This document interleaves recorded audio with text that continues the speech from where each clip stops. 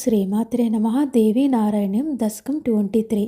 రంభస్య పుత్రో మహిషాసురః ప్రాక్ తీవ్రస్తపోభిర్ద్రుహిణాత్ ప్రసన్నాత్ అవధ్యతాం పుంభిరవాప్య దృష్టో न मे मृतिः स्यादिति च व्यचिन्तित् सचिक्षुराद्यैरसुरः समेतः शक्रादिदेवान्युधिपद्मजं च रुद्रं च विष्णुं च विजित्य नाके वसन्फलाद्यज्ञहविर्जहार चिरं भृशं दैत्यनिपीडितास्ते दैवाः समं पद्मजशङ्कराभ्याम् हरिं समेत्यासुरदौष्ट्यमोचुः त्वां संस्मरन् देवि मुरारिराः सुरा वयं तेन रणे अतिघोरे पराजिता दैत्यवरो बलिष्ठः मत्तो भृशं पुंभिरवद्यभावात् ननः श्रियो युद्धविचक्षणाश्च तेजोभिरेका भवति हनश्चेत् सैवासुरान् भीमबलान् निहन्ता यथा भवत्येतदरं तथैव सम्प्रार्थयामोऽवतु नो महेशी एवं हरो वक्तरि पद्मजातात् तेजो भवद्राजसरक्तवर्णं शिवाधभूत्तामसरौप्यवर्णं नीलप्रभं सात्विकमच्युता च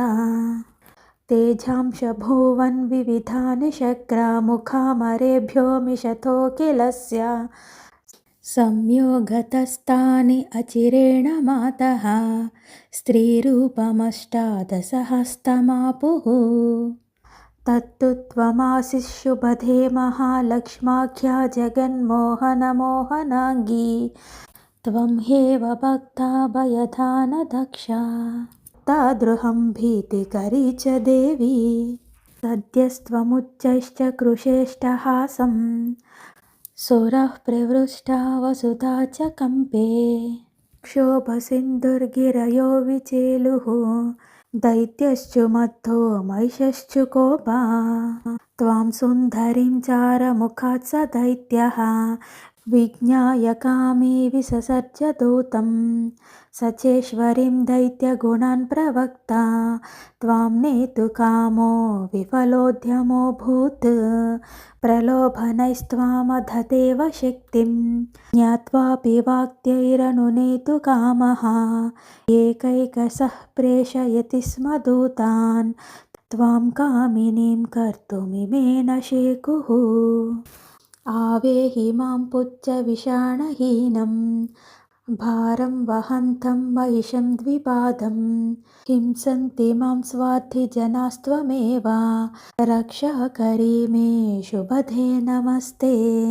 सर्वमङ्गलमाङ्गल्ये शिवे सर्वार्थसाधिके शरण्ये त्र्यम्बिके गौरी नारायणी नमोस्तुते जय आदिपराशक्ति की जय जय कामाक्षी। ओम श्रीमात्रे नमः।